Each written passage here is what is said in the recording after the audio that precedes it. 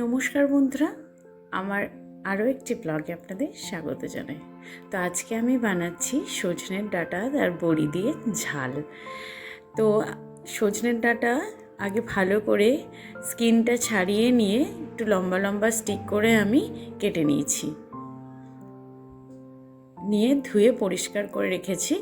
করে তারপরে একটি কড়াই বসিয়ে কড়াইতে একটু জল গরম করে তার মধ্যে সজনের ডাঁটাটা একটু 5 মিনিট মতো সিদ্ধ করে নেব। একটু লবণ দিয়ে সিদ্ধ করবেন যাতে সজনের ডাঁটার মধ্যে লবণটা একটু ঢোকে। এখানে আমি সিদ্ধ করা হয়ে গেছে, আর আমি এখানটায় ডুমো ডুমো করে আলুটাও কেটে নিয়েছি, আর একদিকে সর্ষেটাও বেটে নিয়েছি। একটু লবণ দিয়ে সর্ষেটা বাটবেন। তো এই যে আমি কড়াইতে তেল বসিয়ে তার মধ্যে 5 ফোড়ন সম্বরা দিলাম এবং বড়ি সম্বরা দিলাম, দিয়ে বড়িগুলো উঠিয়ে নেব। বড়িগুলো পরে দেবো আমি সবজিতে। তো 5 ফোড়ন যেহেতু ভাজা হয়ে গেছে, আমি আলুগুলো এখানে ছেড়ে দিলাম। এবার আলুটা লবণ হলুদ দিয়ে আমি ভালো করে লাল লাল করে ভেজে নেব।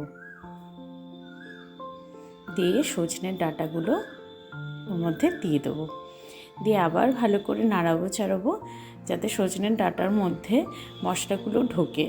তো এখানে আমি আবার সর্ষে বাটার যে মশলাটা করে রেখেছিলাম সেটা দিয়ে দিলাম, দিয়ে ভালো করে কষিয়ে নেব।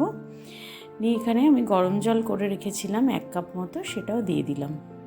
দিয়ে আপনি মোটামুটি 5 মিনিট মতো ঢেকে রাখবেন, আর সবার শেষে বড়িগুলো অ্যাড করবেন।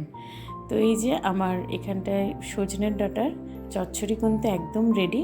লাস্টে নামানোর আগে অবশ্যই সামান্য চিনি দেবেন। দেখা হবে আমার পরের ব্লগে।